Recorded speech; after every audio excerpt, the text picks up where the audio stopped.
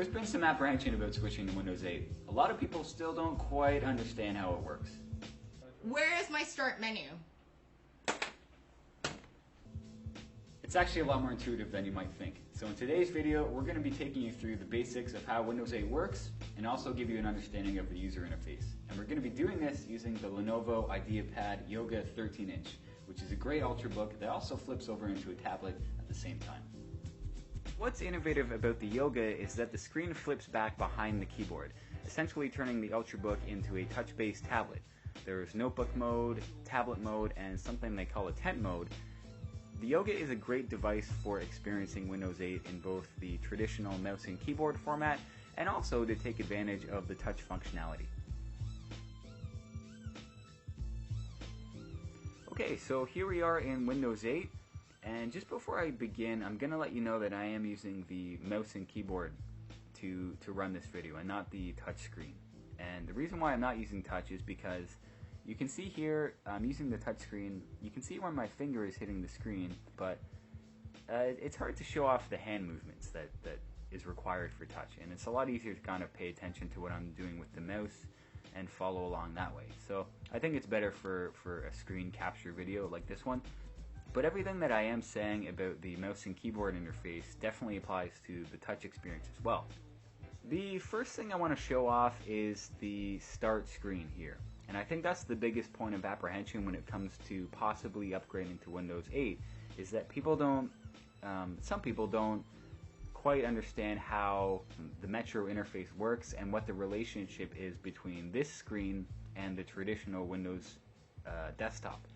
Some people even think the desktop doesn't exist anymore, which is definitely untrue. It does exist, and you access it right here. See this shortcut right here? You just click on that and it brings you back to everything you're used to. This is basically exactly the same as your Windows 7 desktop.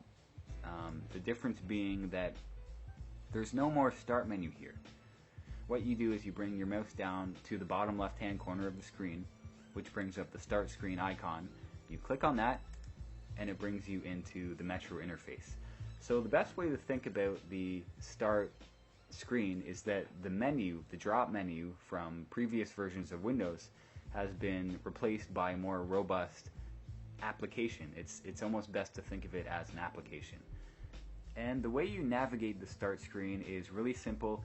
You can either move your mouse to the edge of the screen and just scroll back and forth. You can also use your mouse scroll wheel, and there are a number of ways that you can also manipulate the content that's on your screen here. The first easiest way is by just moving around your tiles here. So if you want to make things more organized for you, or you want to make them look prettier, you can just move them around like I'm doing here.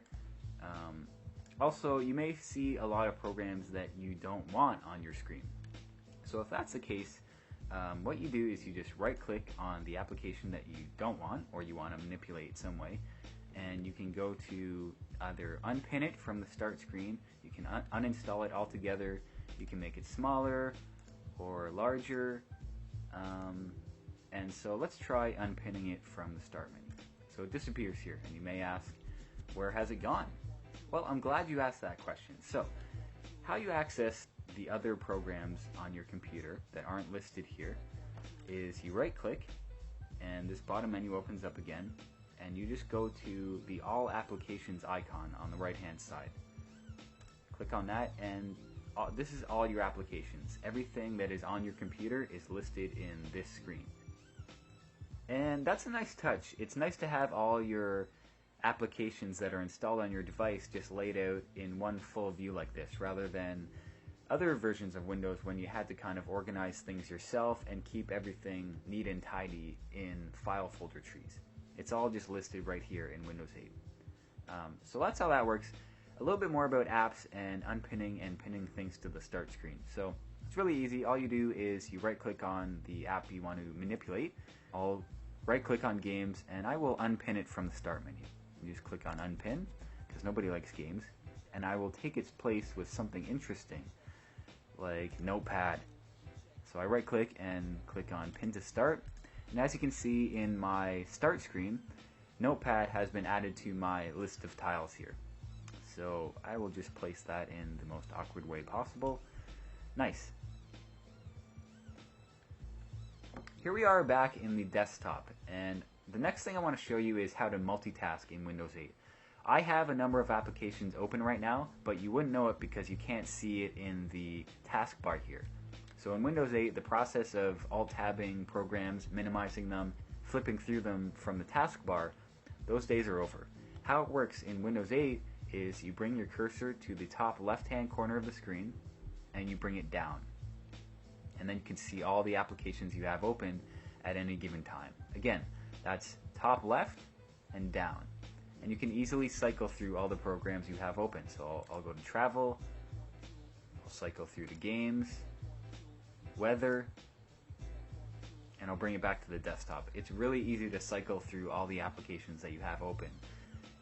The next thing I want to show you is how to close applications. You may have noticed that you don't have a file menu or an X to close a window or close an app.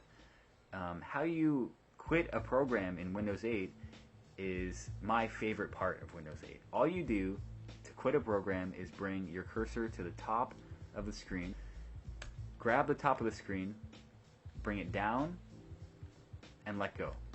And that's it. So again, I'll go to Games. To quit, all you do is bring your cursor to the top of the screen, grab the top, swing it down, and just throw it away. Easy peasy. The last thing I would like to show you guys is how to access the Windows 8 utilities. You do that by bringing your cursor to the bottom right hand corner of the screen and you bring it up, and then you have access to all the functions like search, share, your device manager, and your settings. So again, that's bring your cursor to the bottom right, bring it up, and from there you can access things like control panel, what else can you access? All your PC info, all your help files, that kind of thing. So all your utility functions in Windows 8 can be accessed that way. Anyways, that is all I'm going to show you today. Hopefully you learned a little bit more about how Windows 8 works if you didn't know already. I know some of the functions may seem a little bit unintuitive at first, but I guarantee once you do them once, it becomes like second nature. So it's really easy. Windows 8, it's very user-friendly and very streamlined. I like it. But that's it, guys. Thank you for watching. Again, I'm using the Lenovo IdeaPad Yoga 13-inch. And stay tuned for more videos. Yeah!